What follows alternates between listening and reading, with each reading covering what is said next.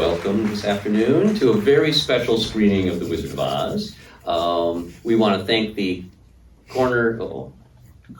Coolidge Corner Theater and Alfred P. Sloan Science on Screen Foundation for this opportunity. We've got a number of movies coming that are part of the Science on Screen series, and we're really fortunate today for a quick introduction to have an expert on tornadoes. This is Dr. John Knox, a Josiah Meigs distinguished teaching professor at the University of Georgia in the geography department, and he went to Wisconsin like me. So anyway, I'm really thrilled to have John do this for us, and he'll introduce the film and then we'll get going. Here we go. All right. Thank you, Richard. The title of my short talk is It's Not Just in Kansas Anymore, Tales of Traveling Tornado Debris and Tornado Alleys. So, The Wizard of Oz. This movie has a special place in the hearts of people around the world. It also has a special place in the hearts of meteorologists. You know why? You might watch this movie for Oz, right, or Judy Garland, or the beautiful music, but budding meteorologists watch this movie for the tornado. Yes, we do. And it turns out that the tornado has done very well, and so I'll describe a little bit more about that in a minute. But I did a little bit of research on this because I told my students I'm probably going to be talking to a bunch of film experts here, and so I gotta be on my toes. And so, interestingly, I did not know this. L. Frank Baum got the idea for the book as a journalist when he was in South Dakota. He heard about a tornado that hit Kansas in the 1870s.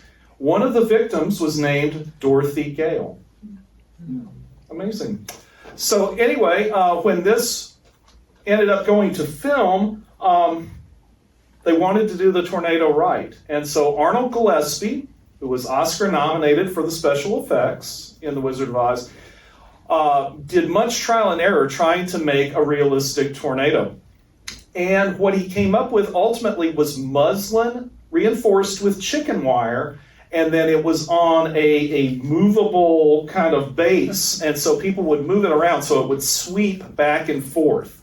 Now, I have to say, as a meteorologist, tornadoes actually don't do that. If they sweep out only once due to what's known as the downdraft out of the thunderstorm.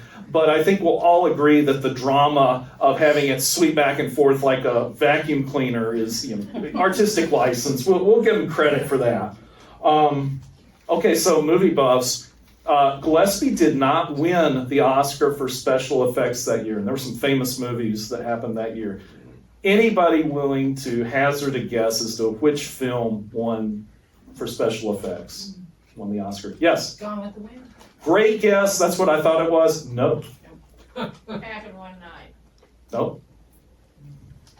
Anybody else? You're on the spot, Richard. I'm not an Academy Award guy. Have you ever heard of the movie The Rains Came? Oh my goodness. That one, and I thought, oh, come on. Then I read about it on IMDb. They simulated monsoonal rainstorms and then flooding, a dam break in India in that movie, and they used 33 million gallons of water. Apparently, even reviews on IMDb actually say you've got to watch this for the special effects. Okay, so I thought that Gillespie got gypped out of it, but maybe that was a better one. All right, so anyway, realism. Realism in The Wizard of Oz. The tornado is quite realistic, and back in the 1970s when I was a kid, there weren't tornado videos the way there are all over the place now. That was one of the few places where you could actually see a kind of a realistic depiction of a tornado in motion, because mostly we had still pictures. So that's realistic. The clouds are realistic. Also weather safety as well. I asked my students this, and even if they've seen The Wizard of Oz, they don't get it right, but here's an easier one. How does Dorothy get to Oz? What is the precipitating event? And I don't mean the tornado hitting the house. Just before, what happens? How do we get to Oz? Her head. Yeah, what hits her head? The window. The window. The window blows out. Weather safety. Stay away from windows in a tornado.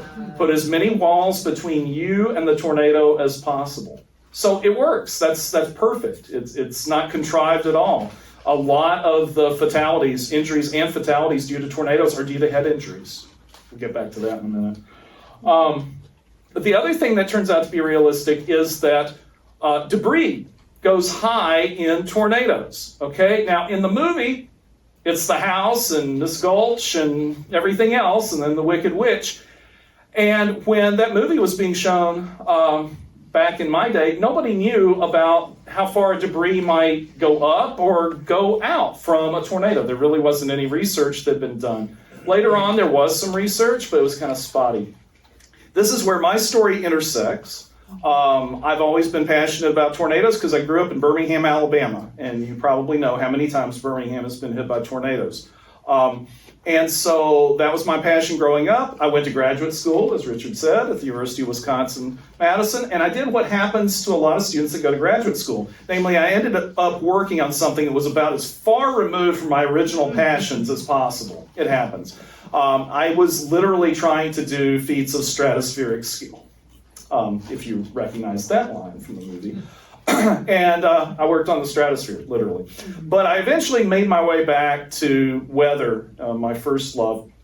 And then April 27th, 2011 happened. Anybody know what that date means?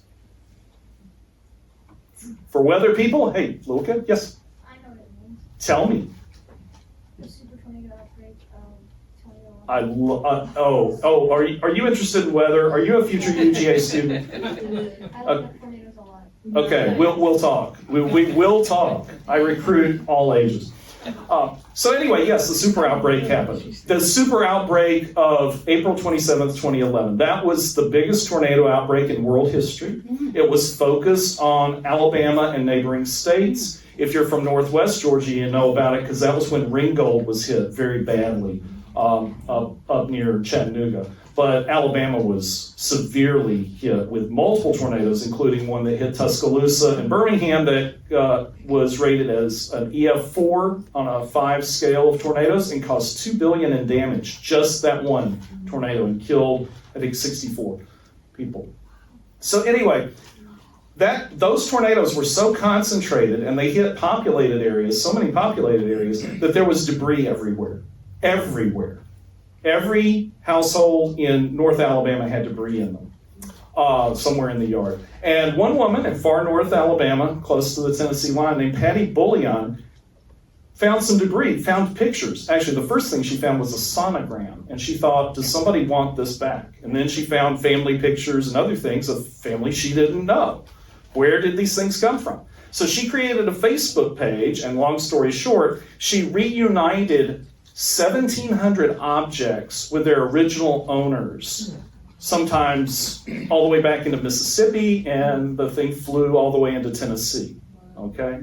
A lot of what flew were photographs, especially old photographs, because they make wonderful airfoils. They fly really well in a storm. But other things that flew that we researched here at Georgia, a letter jacket went 50 miles across the state of Georgia. It caught the wind. And a 6-foot-tall metal sign, 5-foot metal sign, flew from a football stadium in Louisville, I think it was Louisville, Mississippi, all the way across the state line, 50 miles into Alabama. So debris was everywhere, lots of pictures, and the cool thing about social media is that if you have a picture of somebody, even if they're 2 states away, that's what social media is good at. Visual recognition. And they would say, wait, that looks like so-and-so's cousin. And then it was like, yeah, that's my brother. And then, yeah, that came from my house. My house was destroyed. So here at Georgia, what we did was we used that information to create a comprehensive database of almost 1,000 different objects in terms of how they traveled. This allowed us to get trajectories of tornado debris. The longest one, which is still, I think, the unofficial world record, was 219 miles from Hackleburg, Alabama, to the outskirts of Knoxville, Tennessee. We also could estimate how high they went by using some information from models. And we estimated that the debris went up to about 20,000 feet. 20,000 feet. 3 miles and a lot of change. That's crazy, isn't it?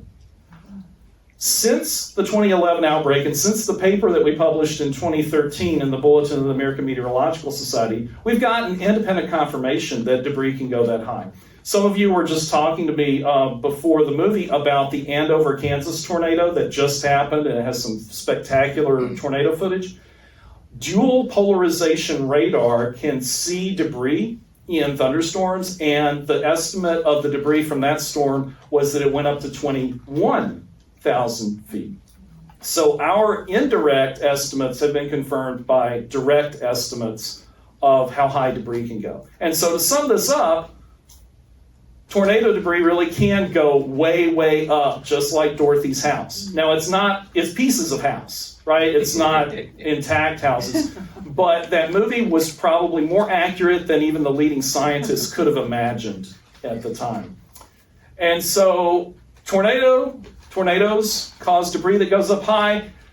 It travels a long way, maybe 200 miles. So do tornado alleys. Tornado Alley used to be Kansas, but the tornado alleys, it's shown by research, actually some research by a UGA PhD named Victor Ciné, who's now at Northern Illinois University.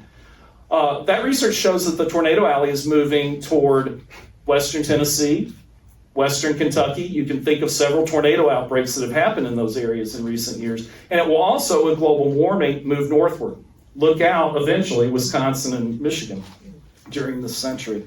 So the tornado alleys are moving, the debris is moving, and so with that, I think I should stop now. I'm going to watch the movie. I'll be here for questions afterward or recruitment, depending. But what I want you to think about during the movie is think about weather safety, an angle you may never have thought about it before, and think about how faithful the movie was to it. And also, in your own lives, consider protecting your head when you're encountering severe weather. Now, if you're a Wisconsin grad, you can do that in a very, very special way with a cheese head. Whereas I tell my students, protect your head with cheddar.